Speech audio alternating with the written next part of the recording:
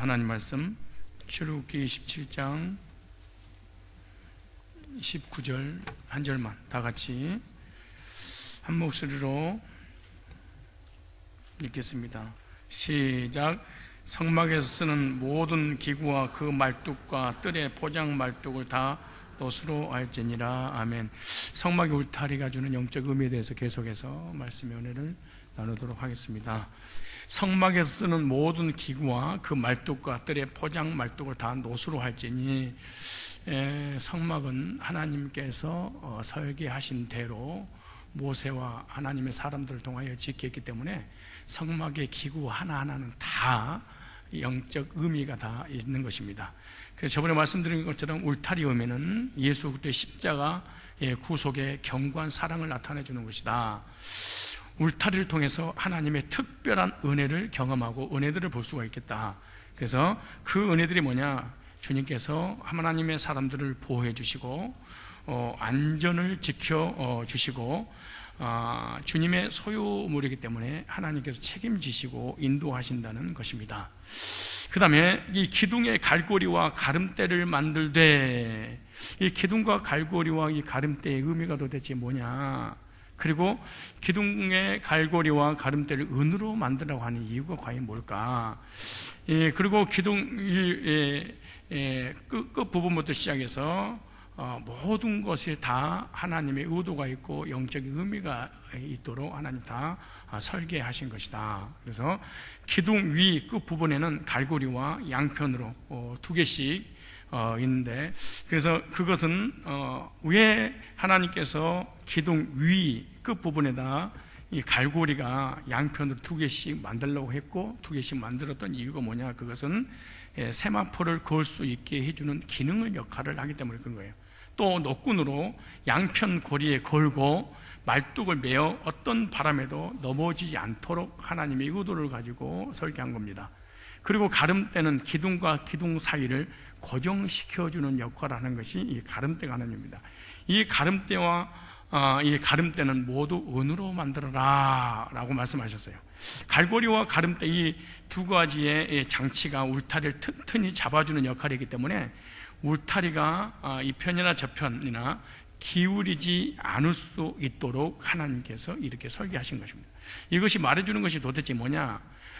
성경에 여러 가지 문, 논, 나무 다 이런 것이 사실은 의미가 있습니다. 그 의미 중에 하나가 금이 영적으로 주는 의미가 뭐냐? 하나님의 영광과 예수 그리스도의 신성을 말할 때 금, 조각목의 위에다가 금으로 입혀라. 그래서 하나님의 영광과 우리 예수님의 그 어떤 신성을 말할 때 그 은으로 입혀라. 은은 예수 그리스도의 십자가의 구속의 은혜를 말할 때 은으로 입혀라 이렇게 말합니다. 성경의 나무는 예수 그리스도의 인성, 그 다음에 예수님의 이 땅에 살면서 살아오는 성품들을 얘기할 때 나무로 노수로 만들어라 할 때, 노수는 예수님께서 우리를 대신해서 심판을 당하실 때는 노수로 만들어라, 노수에 관한 얘기가 나옵니다.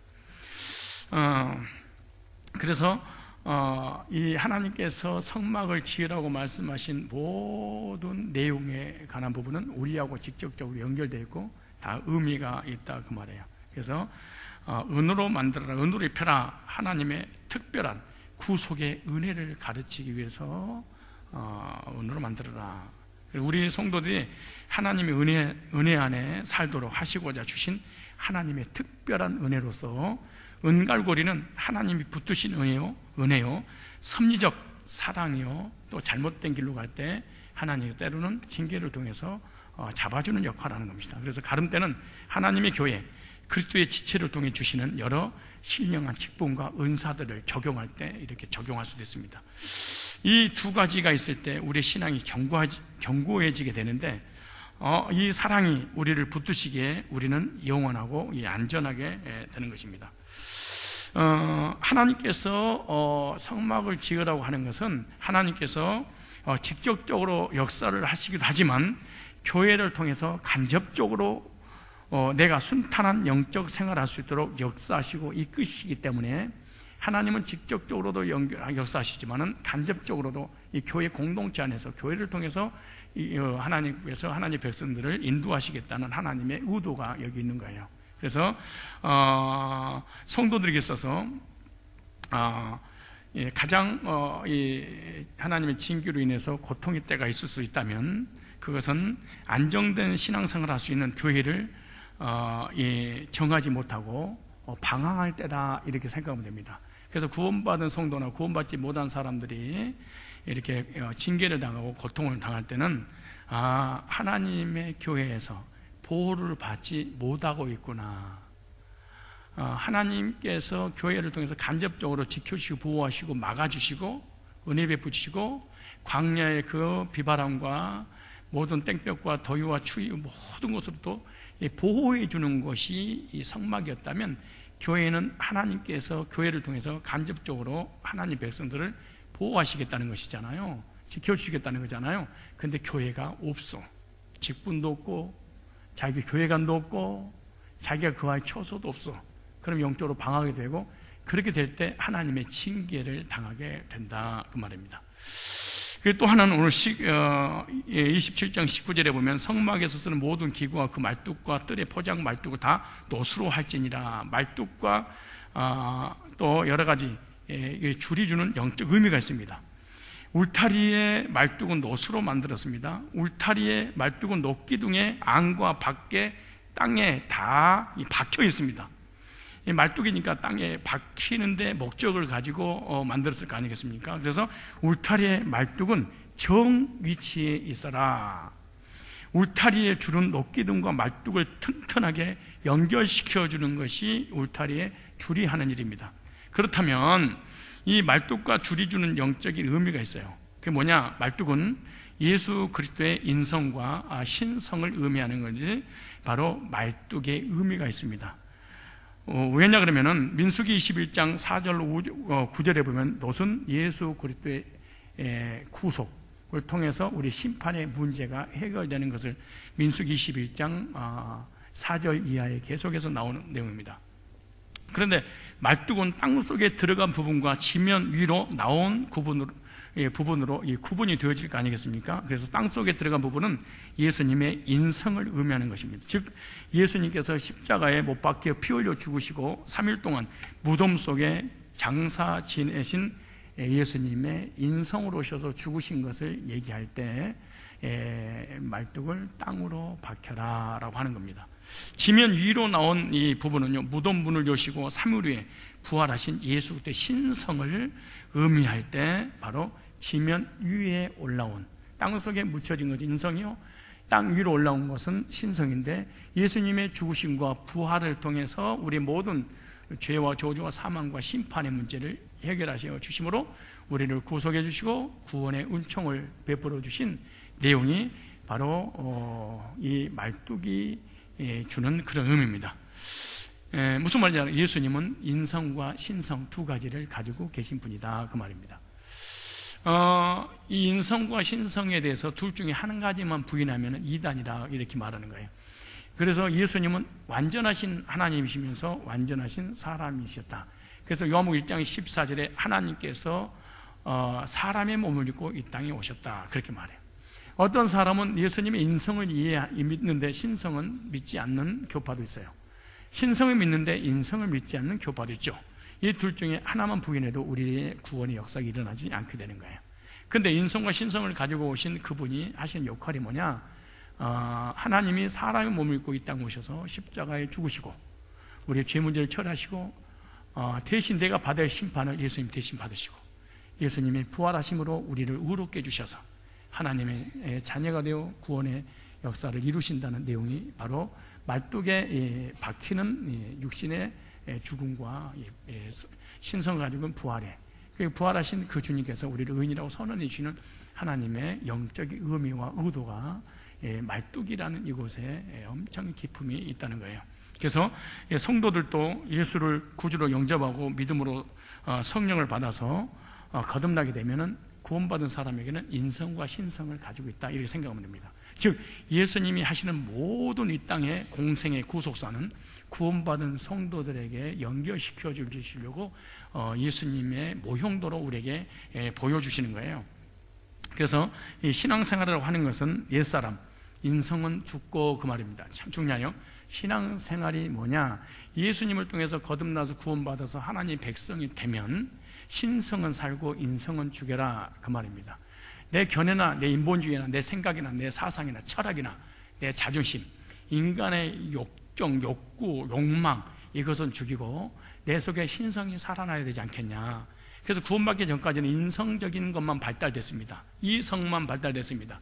내 인간의 견해나 고집이나 철학과 내 자존심과 내 의지로 살아갔습니다. 그러나 구원받고 난 다음에는 새로운 성품이 주어지는데 그 신성입니다. 그래서 우리 예수님께서 인성과 신성을 가졌듯이 구원받은 성도에도 동일하게 인성과 신성을 가질 수 있는데, 그럼 인성과 신성을 어떻게 발달을 시킬 것인가? 인성적인 것만 계속해서 추구하면 사람이 인본주의로 빠지게 되는 거예요.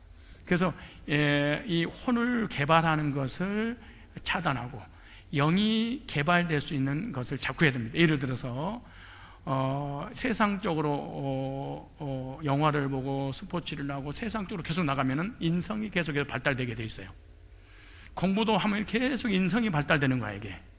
근데 신성이 발달되는 것은 예배드리고 기도하고 헌신하고 하나님의 말씀으로 성도들이 교제 나누면은 이 신성이 발달되고 이 신성이 충만하니까 이 인성이 신성을 이기지 못하니까 인성이 신성 앞에 순종을 할 수밖에 없다 그 말입니다. 그래서 내 인성을 키울 것인가 내 신성을 키울 것인가 둘 중에 하나는 내가 어떠한 삶을 살 것인가에 따라서 인성도 키울 수 있고 신성도 키울 수 있다는 거예요. 여러분들 지금 여러분의 영적으로 신성이 구원받은 성품이 성령의 사람이 지금 이렇게 예배 가운데 성장하고 이렇게 성숙해지고 있는 줄로 믿습니다. 이 성령의 사람인 신성은 살아서 하나님 뜻을 이루어드리는 의인의 삶을 사는 것이 신성이 하는 일입니다. 인성을 가지고 계셨던 예수님은 늘 이렇게 기도합니다. 할 수만 있거든 이 잔을 내게서 지나가게 하옵소서. 이게 인성입니다. 예수님의 인성을 가지고 있는 연약한 모습을 이 십자가에 지는 것이 하나님의 뜻, 이 신성이 하는 일입니다. 그런데 인성이 하는 일이 뭐냐? 이 고난을 당하기 싫습니다. 십자가 지기 싫습니다. 라고 하는 것이 이 인성이 하는 역할입니다. 그렇지 않겠어요? 우리가 예배드리고 기도하고 헌신하고 충성하고 하나님을 섬기는 것이 신성이 하는 일인데 인성이 싫답니다. 야, 무슨 신성이야? 한숨 자. 무슨 신성이야? 교회 나올 거 없어. 영화나 보고 TV나 보고 운동이나 하고 세상에서 나가는 게 좋아. 인생은 엔조이야. 이게 왜 이래? 그래서 자꾸 이 마귀는 나의 인성을 발전시키려고 유혹하고 있다는 사실을 알아야 됩니다. 그래서 교인들도 두 종류의 사람으로 나눠지는 거예요. 인성이 강한 사람과 신성이 강한 사람이. 근데 인성이 강한 사람은 똑똑하고 논리적이고요, 참 체계적이고 설득력이 셉니다. 그리고 이런 인성이 발달된 사람은요 늘 부정적이고 비판 잘하고 판단 잘하고 은혜를 못 받아요. 인성이 강한 사람들은 자꾸 전부 다 이성을 가지고 판단하고 비판하고 은혜를 받았냐 못 받았냐 자기 이성의 주관이 돼버리고 마는 거예요. 이게 참 위험한 사람이에요. 여러분 인성과 신성을 프로테이지로 따졌을 때 여러분은 어떻습니까? 신성이 더 퍼센트가 더 많이 가지고 있습니까? 인성을 더 많이 가지고 있습니까? 신성을 가지고 있는 사람은 찬양하고 예배드리고 말씀으로 교제 나누는 걸 너무 좋아해. 인성이 가진 사람은 세속적인 얘기를 너무너무 자주 해. 우리는 아주 일주일 동안 또 예배 끝나고 나면 세상으로 나가게 될 것입니다. 세상으로 나가면 세상이 여러분을 계속해서 인성을 발달시킬 수 있도록 그렇게 요구를 할 것입니다. 어떠세요? 여러분 인성을 죽이면 성령의 사람으로 의로운 삶을 살게 되고 인성을 발달시키게 되면 신성이 약해지기 때문에 세속적인 삶을 살게 되는 거예요. 그래서 사도 바울이 인성을 죽이고 신성을 살리기 위해서 육적인 사람이 아니라 영적인 사람이 되고 싶어서 나는 날마다 죽노라 이렇게 고백하는 거예요. 이 사도 바울은 신성이 살고 인성이 죽기 위해서 나는 이 인성을 날마다 죽노라 이렇게 고백하잖아요. 그런데 여러분들이 고백은 어떻게 해요? 나는 날마다 인성이 사노라. 어떻게 하면 인성이 살까? 어떻게 하면 내 자아가 살까? 어떻게 하면 내 견해가 살까? 어떻게 하면 내 주관이 살까? 어떻게 하면 내 이성의 판단의 기준이 하나님의 말씀과 하나님의 것들을 앞설까? 이런 식으로 생각하고 있지는 않는다고 얘기하지 않을 수는 없다고 볼 수는 없겠다 이 그 말이겠지. 그러니까 어떻게 하면은 이 신성을 발달시켜서 하나님의 사역을 하는데 올인할까, 이것에 고민을 많이 했어요. 근데 인성이 발달된 사람은 어떻게 해서 하나님 이름으로 세상에서 멋지게 한번 인생을 살아볼까, 어떻게 하면 멋있는 인생을 한번 그림을 그려볼까. 인성이 발달된 사람입니다. 인성이 발달된 사람하고 신성이 발달된 사람하고 교제 나누면 언제든지 신성이 발달된 사람이 이겨요, 저겨요? 왜? 성질 내버리니까. 인성이 발달된 사람은. 우리도 성령의 사역자로서 신성을 가지고 있는 저와 여러분이라면 날마다 육성을 죽이고 성령에 사로잡혀 사는 믿음의 사람이 되시길 바랍니다. 말뚝을 통해서 하나님께 주신 그 의미가 뭐냐? 나는 예수님이 죽었듯이 나도 죽겠다. 예수님이 살았듯이 의롭게 살았잖아요. 부활하셨잖아요. 나도 부활의 삶을 살아야 되겠다. 그런데 사실은 내가 아무리 신성이 강하다고 해도 옆에 있는 사람이 보면은 인성이 강한지 신성이 강한지 알아요. 그런데 자기 혼자 신성이 강하다고 난리를 치는데 전문가가 보면은 인성을 발달시키고 있음에도 불구하고 신성으로 착각하고 있는 것이 보이게 되는 거죠. 저와 여러분들이 영적인 것을, 신성을 자꾸만 성장하고 성숙시켜 나가서 육적인 것들이, 세속적인 것이 우리 속에 들어오지 못하도록 십자가 앞에 못 박는 사역을, 신앙생활을 계속해야 될 것입니다. 그 다음에 또 하나는 말뚝은 어디 있어야 되냐? 정위치에 있어라, 그렇게 말해. 성막의 울타리의 말뚝은 녹기둥의 안과 밖의 정위치에 줄로 연결되어 묵묵히 40년간 녹기둥을 견고하게 튼튼하게 지탱해주는 사명을 감당했습니다. 만약 이 정위치, 이 위치에서 조금이라도 각도가 어긋났다면 기둥은 흔들렸을 것이고 결코 울타리는 쓰러지고 말았을 것입니다. 인류 역사에 이 원죄의 시작은 피조물인 인간 아담이 뱀에게 유혹받아서 창조주 하나님의 위치를 넘보게 된 것으로부터 시작입니다. 즉 자기 위치의 초월입니다. 이걸 언제나 이렇게 말합니다. 있어야 될 자리에 있지 않는 것, 정한 자리에 있지 않는 것, 이거 갖다가 반역된. 그런데 대부분 사람이 모든 죄를 기준을 도덕과 윤리로 풀고 성화의 기준도 도덕과 윤리적인 죄를 짓지 않을 때 성화라고 하는데 이건 불교입니다. 이건 유교입니다. 이건 도덕입니다. 이건 세상 사람도 하는 모든 행위입니다. 그런데 성경에서 이 죄에 대해서 얘기할 때 자기 위치를 초월해 가는 것, 즉 자기 위치를 유다서 1장 4절에 보면 자기 위치를 벗어나는 것, 이걸 성경에 언제라고 그러고 반역죄라 그래. 말뚝은 정위치에 계속 있어야 됩니다. 그리고 말뚝과 말뚝 사이에도 정확하게 규격이 다 있고 다 연결되어 있고 그래야만이 40년 동안 비바람에 모래바람에 흔들리지 않고 하나님 앞에 예배드릴 수 있었다는 것이죠. 아까 말씀드린 것처럼 민수기 11장 4절로 9절에 보면 논말뚝은 영적으로 예수님의 구속을 의미하는 것인데 무슨 말이냐? 하나님은 질서의 하나님이시다, 이 말입니다. 예수님은 성삼위 하나님 중에 한 분이신데 성자의 위격으로 이 땅에 오신 예수님은요 절대적으로 성부 하나님께 순종했다. 질서에 철저하게 했다. 내 뜻으로 하지 마옵시고 아버지 뜻대로 되기를 원합니다. 언제든지 예수님은 결정적일 때 인성을 죽이고 신성으로 돌아갔습니다. 이 하나님의 사람의 특징 중 하나가 뭔지 아십니까? 아무리 내 자아와 견해와 고집이 튀어 올라온다 할지라도 이 신성을 거역하는, 즉 내 영적으로 충만해지는 것을 막 방해를 하게 되면 언제든지 육적인 것을 포기하고 영적인 것을 선택하는 것이 하나님의 사람들이고, 예수님께서 성부 하나님 앞에 질서에 순종한 것처럼 교회의 모든 성도들이 구원받았다면 하나님이 세운 질서에 순종하게 될 수밖에 없다는 거예요. 그래서 말뚝은 우리에게 적용한다면 질서의 삶을 가르쳐주고 있는 겁니다. 성도의 주인은 하나님이십니다.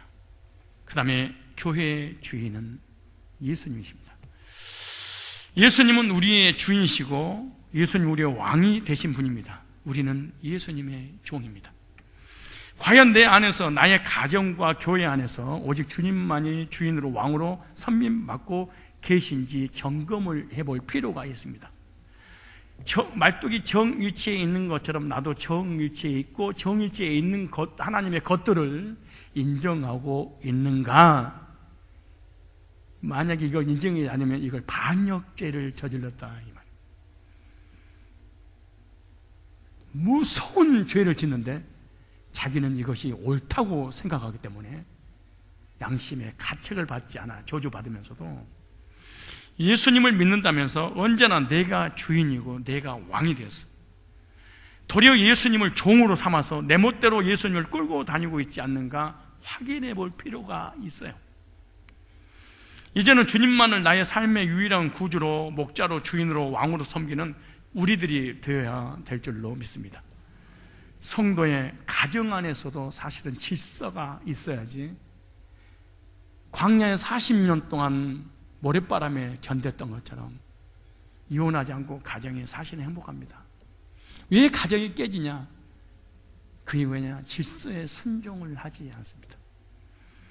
성도의 가정은, 교회도 질서가 있어야 되지 가정에도 질서가 있습니다. 부모와 자녀의 위치가 있는 것입니다. 남편과 아내의 위치가 있는 것입니다. 형제 자매 간의 위치 등의 질서가 있는 가정에는요, 특징이 하나 있습니다. 평안합니다. 그리고 행복합니다. 그리고 소망이 넘칩니다. 왜 가정이 콩가루 집안이 되느냐? 그것은 위치를 구분을 못해. 이 아줌마가, 어떤 아줌마, 아내라는 아줌마가 남편 노릇을 하려고 그러고 남편의 그 질서를 깨고 그 자리에 내가 남편 위에 올라가서 남편을 다스리고 통치하려고 해. 이건 똑똑한 것이 아니고 영어로 바보야. 진짜 맹꽁이야. 오늘 오후 예배 끝나고 난 다음에 절대 집에 가서 남편을 이겨먹으려고 하지 마. 남편이 높으냐 낮냐 이걸 얘기하는 것이 아니야. 하나님이 세운 질서를 얘기하는 거야. 진짜 믿으세요. 믿기를 주의 이름으로 축원합니다. 믿으셔야 돼. 큰일 납니다, 여러분. 이거 갖다가 죄송합니다, 극단적인 면에서 반역죄입니다. 이게 무서운 죄입니다. 어떤 죄냐? 정이치에 있지 않는 죄입니다. 지금 남편을 높여주고 아내를 깔아뭉개겠다는 얘기가 아니에요. 죄 중에 가장 무서운 죄가 질서를 깨트리는 죄입니다. 그래서 저는 노조를 너무너무 싫어합니다. 나는 노조를 없애는 주의입니다. 싫어! 근데 세상에 인터넷 들어갔더니요, 기독교도 노조가 생겼어. 나는 기절할 뻔했어. 기독교에 노조가 생겼어. 근데 거기 보니까 부목사가 인터뷰를 했더라고. 인터뷰를 한 이렇게 했더라고. 얼굴 안 보이고 뭘 가려놨어. 이렇게 막 이렇게 해가지고 해놓은 밑에다가 우리 목사님 밑에서 있고 싶어서 이렇게 하세요. 내가 타격 그만, 그러니까 그 기자 하는 말이 그 그만두면 될 거 아니에요. 그랬더니 타격 그만두면 우리 처자 씹어 먹잖아요.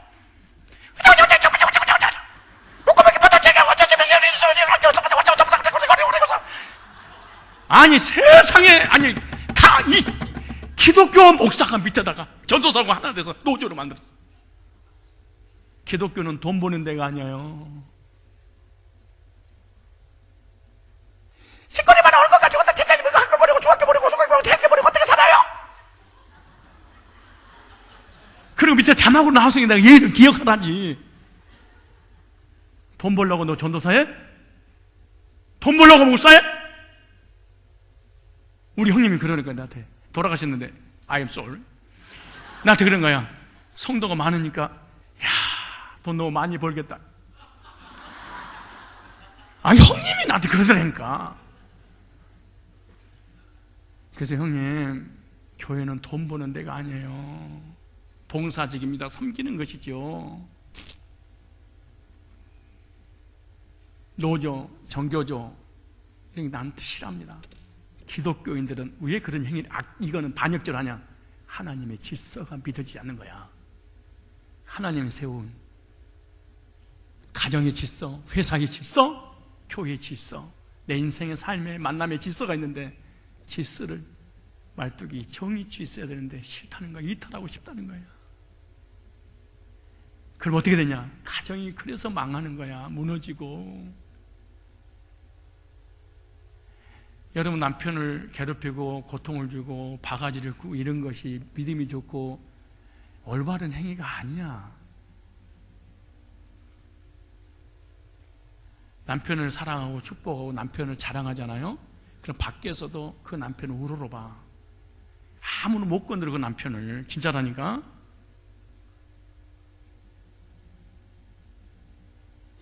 무슨 말이냐면은 내가 우리 집에 기르는 강아지를 하찮게 여기고 우습게 여기고 발로 차봐. 그리고 손님들이 막 집에 오면 걔가 막 꺼리는데 이 똥개 새끼가 발 차버린다니까.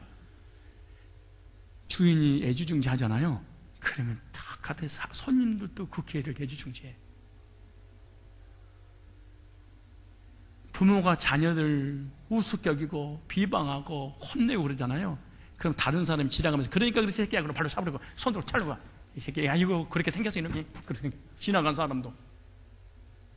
이 말 진짜야.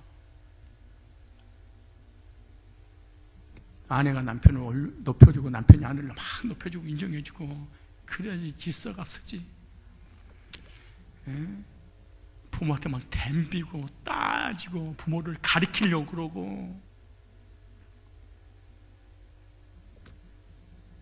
내가 누누이 얘기하잖아요. 부모님이란 이유 하나 때문에 효도해야 된다고. 부모의 자격이 있어서 부모가 아니고, 남편의 자격이 있어서 남편이 아니고, 아내의 자격이 있어서 아내가 아니고, 목사의 자격이고 전도사의 자격이 있어서 전도사인 게 아니고 하나님이 세운 질서 때문에 하는 거야. 여러분 솔직히 목사 자격 있는 사람 나오라고 그래봐. 지구상에. 바울도 자격이 없다고 그랬어. 바울 자신도. 여기 장로 자격 있는 사람 봐봐. 손 들어. 여기 전도사 자격 있는 사람. 자격증 안 나와. 근데 누가 세웠어? 하나님이 세운 정의지. 자기가 있어야 될 자리에 다 있으니까 어떻게 됐어요? 그 주변이 평안하고 행복해. 질서가 세워지니까. 이걸 갖다가 성경에 반역죄라 그래. 이거보다 무서운 죄가 없다는 게 질서를 깨는 죄보다 어지럽히는 죄가.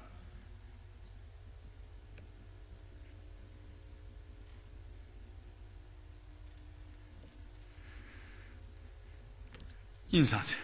옆 사람하고 질서에 순종합시다. 시작.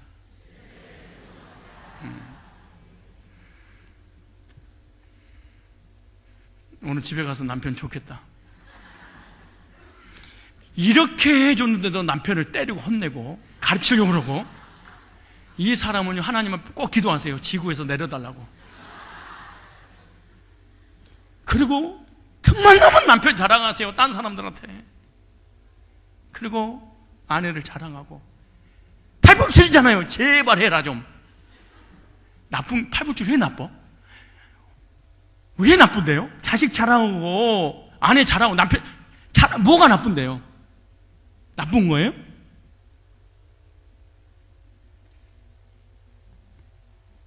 내가 우리 가족들 높여주지 않고 인정해주지 않고 사랑해주지 않고 누가 해주겠어요?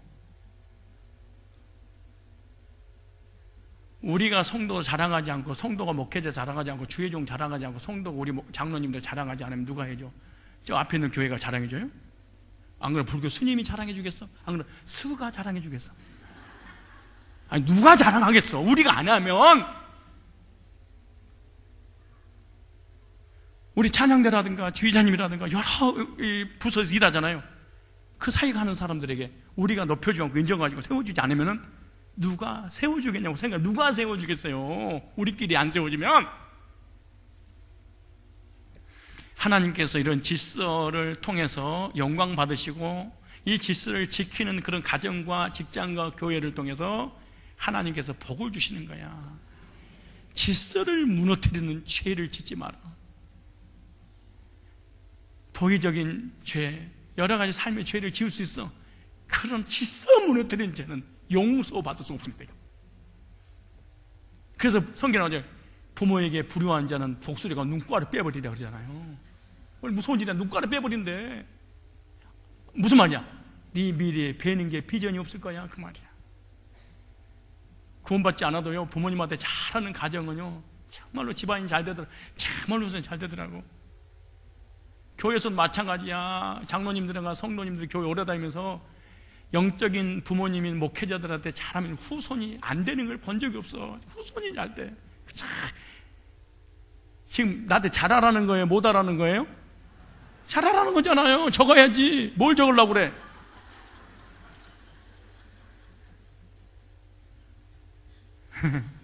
쑥스럽지만 어쩔 수 없어, 사실이니까. 그런데 하나님이 거하시는 교회 안에는 어떡하겠어요?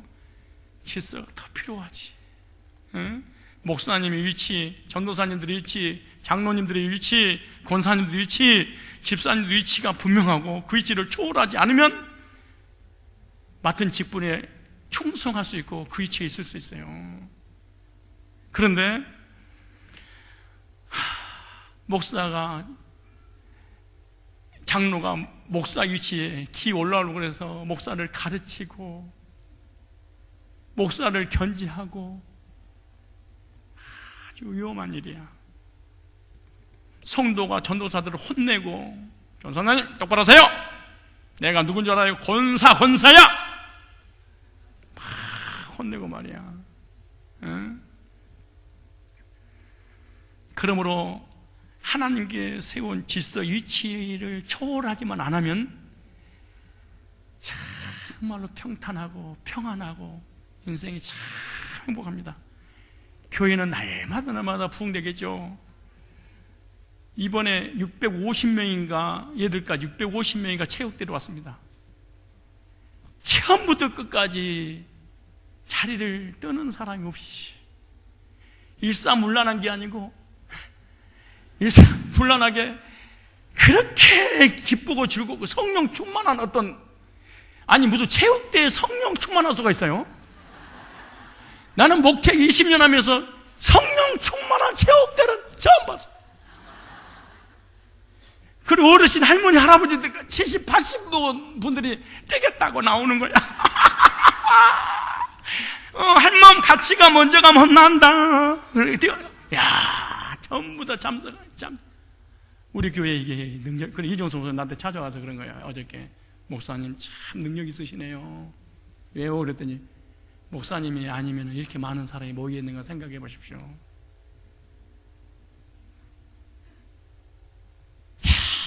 나 이 모이는 능력을 보면서 정말 감동. 왜냐? 왜 그렇게 청팀, 백팀이,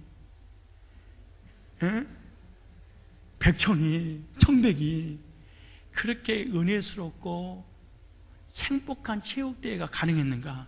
잘 보세요. 질서 때문에 그랬어. 야, 참 아버지 말 잘 들으니까 질서가 바로 세워지고, 질서가 세워지니까 정말 얼마나 정말 즐거웠어요.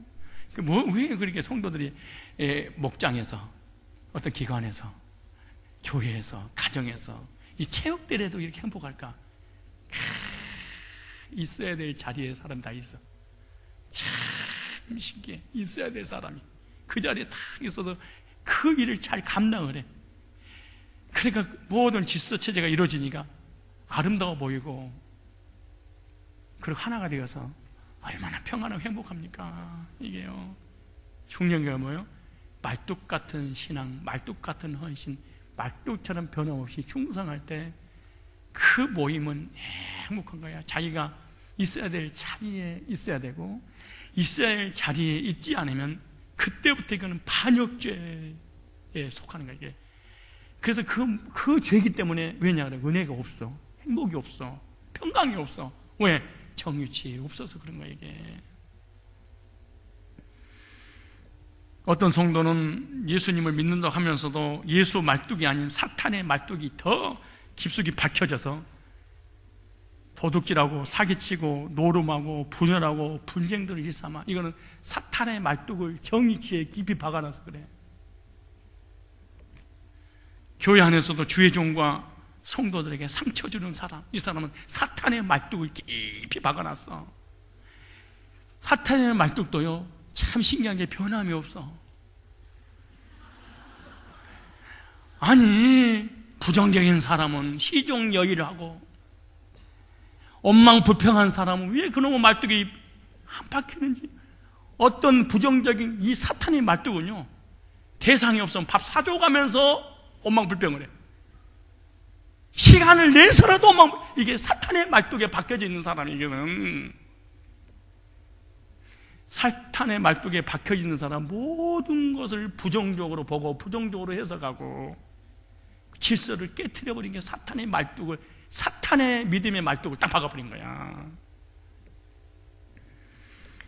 도적의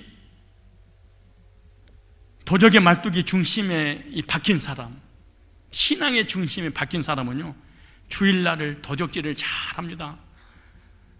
11조도 도둑질 잘하고, 감사할 일도 도둑질해버리고, 기도도 도둑질하고, 전도도 도둑질하고, 영적인 것은 모든 것을, 사탄의 말뚝에 박혀있는 사람은 영적인 것을 다 도적질해버립니다.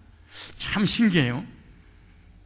술막이 말뚝에 박혀 성경책만 가지고 다닐 뿐이지 계속해서 술 타령하는 사람들, 내 안에 예수님의 말뚝이 깊숙이 견고히 박혀졌는가 한번 생각해 보십시오.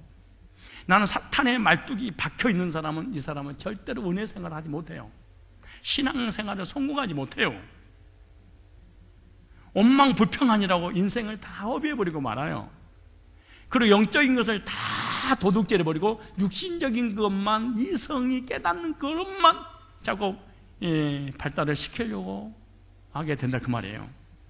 내 안에 사탄의 말뚝이 깊이 박혀져서 영적인 것을 다 도둑질하고 있습니까? 아니면은 영적인 믿음의 말뚝이 잘 박혀져서 긍정적이고 소망적이고 다른 사람을 인정하고 격려하고 세워주면서 더불어 함께 가는 그런 말뚝이 박혀져 있는가, 내 말뚝은 그리고 또 정위치에 있는가 한번 확인해 보셔야 됩니다.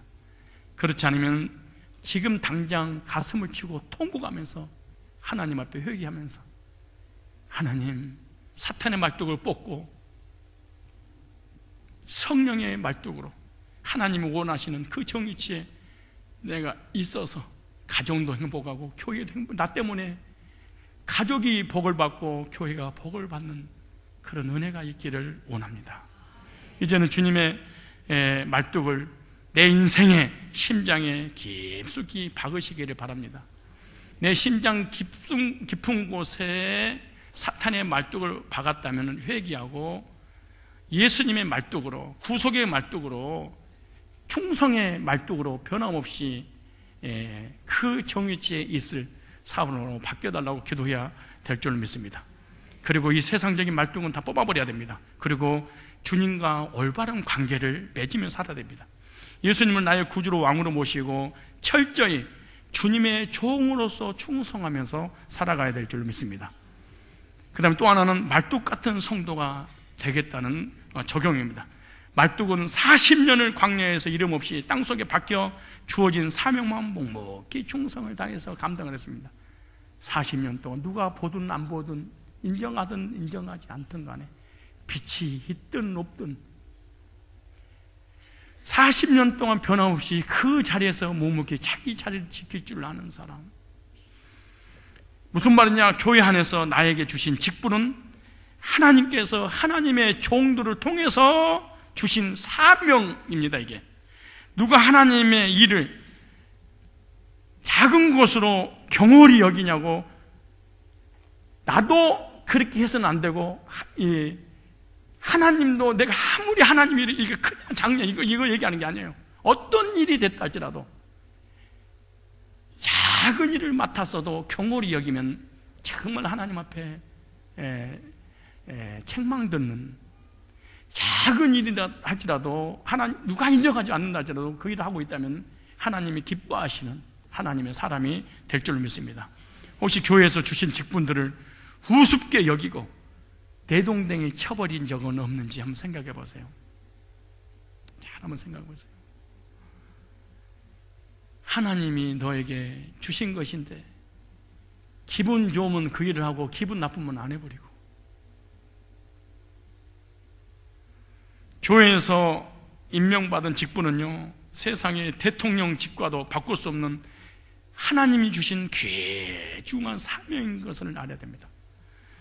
성경의 교훈을 통해서 하나님께 한 가지만 잘해도 하나님은 놀라운 축복들을 주셨던 것을 발견할 수 있습니다.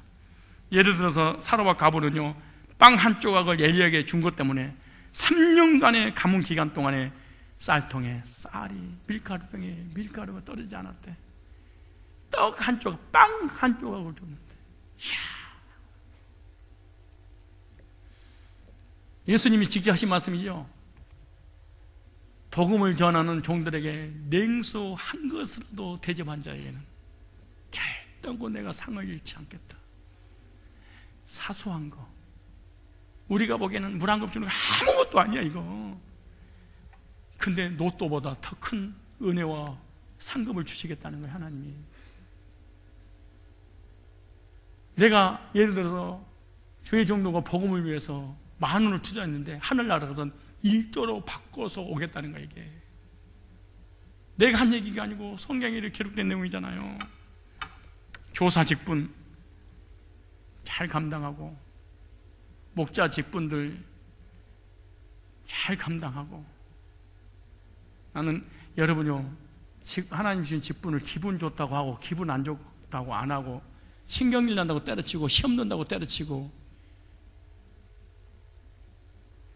회사에서 말단 사원의 직함만 줘도요 최선을 다해서 합니다. 전능하신 생사복의 주관자가 만왕의 왕이 되신 하나님께 준 직분을 소홀히 여기서는 절대 안 될 줄로 믿습니다. 예수님의 이름으로 기도하는 것도 우리 하나님 앞에 찬양만 잘해도, 봉사만 잘해도, 순종만 잘해도, 감사만 잘해도, 성도끼리 교제만 잘해도 작은 것이잖아요. 우리 생각하기를. 근데 하나님이 엄청난 것을, 하나님의 마음을 움직이도록 해주겠다는 거예요. 이게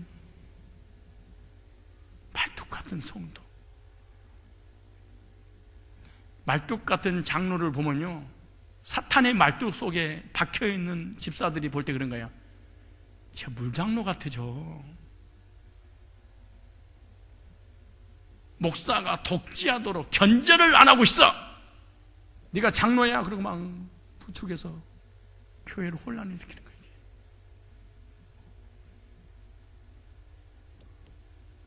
여러분, 말뚝 같은 장로, 말뚝 같은 공사, 말뚝 같은 집사, 말뚝 같은 교사, 목자, 말뚝 같은 전도사, 말뚝 같은 간사가 되십시오. 이야, 이게 아무것도 아니. 이 일이 하나님 보시기에 이렇게 크고 하나님의 마음을 움직이다니. 아니, 다른 걸 것도 없어. 봉사 권신하고 그것도 없어. 교제라도 해.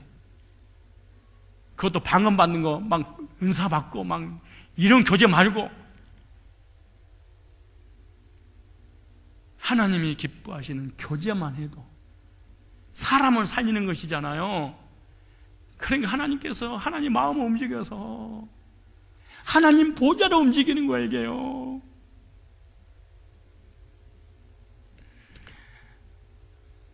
때가 되면 저와 여러분의 모든 삶에 하나님 의가 정오의 빛같이 드러나고 비춰주실 줄 믿습니다. 또 하나, 줄은 말뚝과 연결되었듯 예수님의 사랑의 줄로서 성도끼리 하나가 되어야 됩니다. 줄은 말뚝과 말뚝을 연결하는 역할을 하잖아요. 그래서 호세아 11장 4절에 이렇게 말해. 줄에 대해서 내가 사랑의 줄, 곧 내가 사람의 줄, 곧 사랑의 줄로 저희를 이끌었고 저에게 대하여 그 목에서 멍에를 벗기는 자같이 되었으며 저희 앞에 먹을 것을 두었느니라. 울타리는요, 녹기둥이 동쪽에 10개, 서쪽에 10개, 남쪽에 20개, 북쪽에 20개, 총 60개입니다. 높받침 60개에 세워진 것입니다.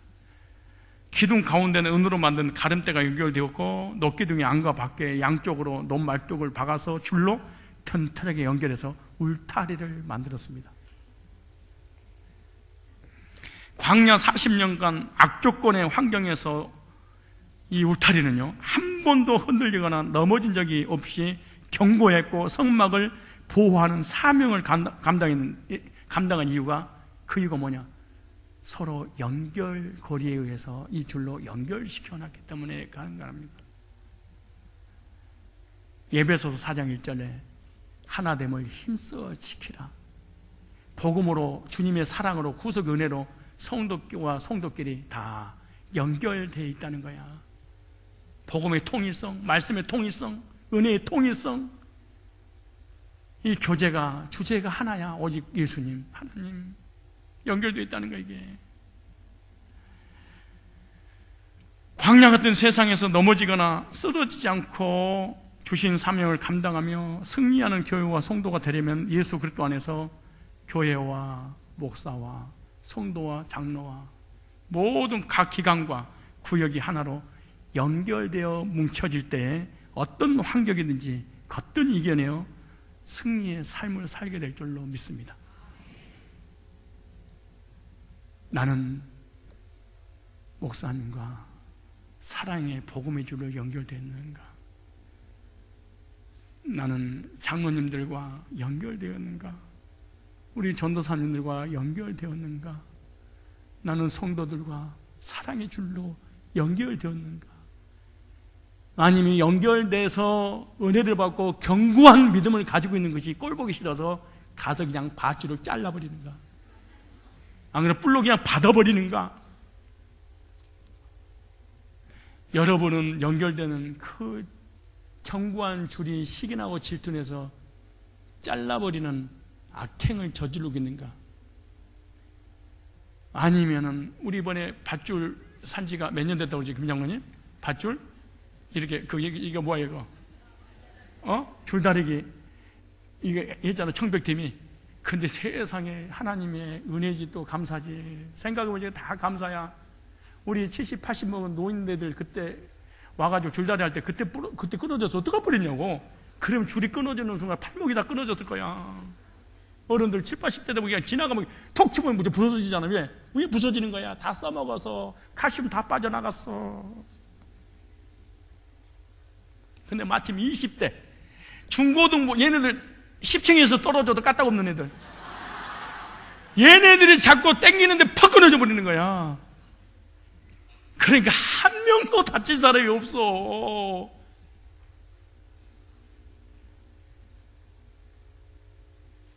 점검해야 되잖아요. 이 줄이 얼마나 오래됐으면 끊어졌을까? 사겠구나. 내가 연결고리 역할을 해야 되겠구나. 내가 이 사람과 이 사람하고 연결시켜주고, 성도와 성도가 연결시켜주고, 목회자와 성도가 연결시켜줘서 하나의 줄로, 하나의 언어로 통일시키는데 내가 역할을 해야 되겠구나. 이런 사람이 돼야지.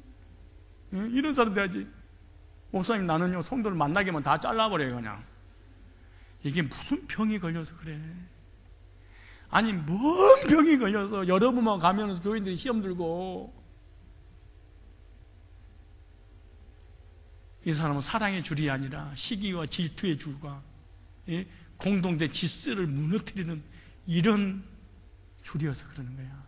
마귀가 만드는 줄.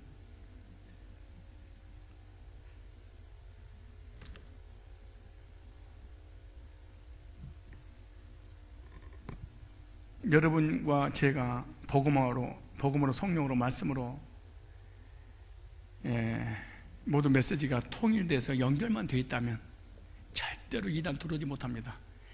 그리고 부정적인 사람 한두 명 부정적인 말하다가 지 혼자 나가버릴 겁니다. 절대로 교회에 못 붙어 있습니다. 부정적인 사람의 세력이 커져버리면 교회는 문제가 있겠지만 부정적인 세력이 한두 명 있을 수 있습니다.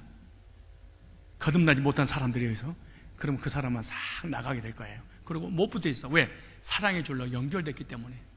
이단들 들어도 안 돼. 왜? 복음이 통일성 있고 사랑으로 서로 아끼고 교제 나누고 믿음 안에서 견고한 진을 쳤기 때문에 못 건드는 거예요. 근데 신천지라든가 이단들이 와서 교회를 무너뜨리는 것을 보면 전부 다 분열이 되어 있어. 이 기둥과 기둥의 줄로 연결된 것이 없어. 그러니까 교회 자체가 무너져 버리는 거야. 왜? 다 따로 노니까. 우리 교회 성도들이 다 따로 노는 것 같죠? 여러분 혼자 노는 거예요. 그냥 그러는 게 아니야. 언제 보면 아냐? 교회의 부흥회 때, 새벽 작전기도 때, 제옥대 때, 수련회 때 봐봐. 전부 다 갔다 혼자 하는 것 같죠? 그렇지 않아. 모여라 그러면요, 우리 청년들은 회사 그만둬버려. 휴가 내버린다니까. 신기하다니까. 우리 간사님들, 우리 중고등부 선생님들 봐봐요. 벌써 2달, 3달 후에 일어날 거 미스 회사 내기해놨어. 매달 며칠부터 저는 교회 수련회 때문에 나올 수 없습니다. 저 휴가 미리서 땡겨주세요. 만약 안 땡기면 그만두겠습니다. 그리고 한 달에 1,000만 원 받는 거 안 받겠습니다. 신기한 겁니다, 이게요. 여러분, 우리 교회가 무지싼 것 같아요.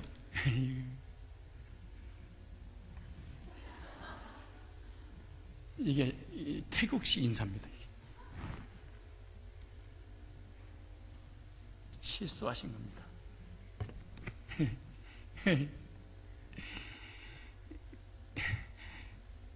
맨 처음에 목사님을 딱 보면 그런데 제 목사야 그래. 뒷집 아저씨처럼 보이고, 동사무소 모자만 쓰면은 통장처럼만 보이고, 우리 장로들 물장로로 보이고, 왔다리 갔다 된 거죠. 우리 안수집사 막 어쩌고 그런 거 같잖아요. 저분들이 보통 영적 질서, 여러분들이 뭘 보냐 그러면 교회 오면 육적 질서를 봐. 이 영적 질서 여러분 무서운 겁니다. 성령께서 만들어주신 영적 질서, 이거요 절대로 무너뜨리지 못합니다. 40년 광야에 복음의 사랑의 믿음의 줄로, 성령의 줄로 쫙 연결된 거, 그 비바람 모래바람 태풍이 치는데 흔들리지 않고 견고하게 성막을 지켰어.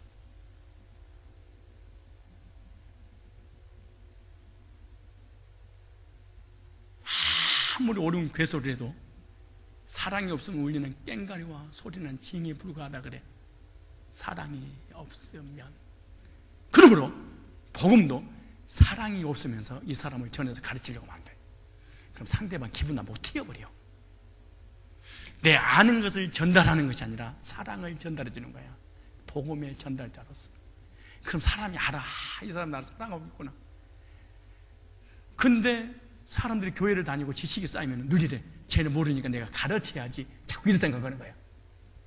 그럼 사람이 내 곁에 안 와. 튀어버려. 그래서 사람들이 그런 거야. 그거 복음이 맞아. 근데 나 또 옳은 개소리 하지 마라. 됐어, 그만. 딱 떨어져 나가는 거야. 그래서 많이 알고 있는 사람이 가르치는 건 좋은데 사람이 안 따른 이유는 이 사람 속에 사랑을 얻고 가르치려고 하는 열심만 있어서 그런 거예요.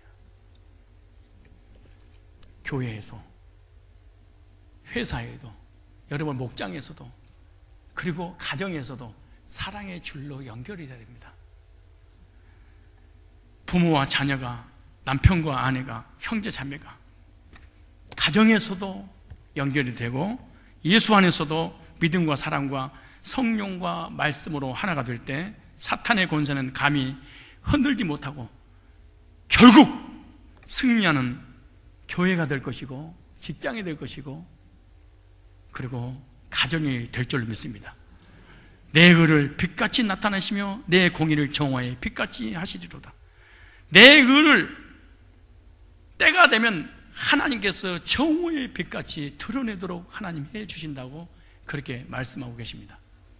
예수님이 무덤 속에 계속 있었던 것이 아니라 3일 만에 부활하셨듯이 여러분 인생의 삶의 고난이 역경이 계속 있는 것이 아니라 하나님께 반드시 올라오는 수면에 드러나게 하는 그런 은혜를 베풀어 주신다는 하나님 진리 말씀 믿으시고 정말로 질서에 순종하십시오. 영적 질서뿐만 아니라 세상의 육적 질서에도 순종하십시오. 그 질서를 역행하는 그날 가정과 직장과 사회와 이 나라의 민족과 교회는 대혼란의 역사가 주어지게 될 것입니다. 질서를 어지럽히는 것은 반역의 행위라는 사실을 명심하시고 하나님의 울타리 안에서, 교회 안에서 일반 은총의 복을 받으며 영육간의 행복한 그리스도의 삶을 사시기를 주의 이름으로 축원합니다.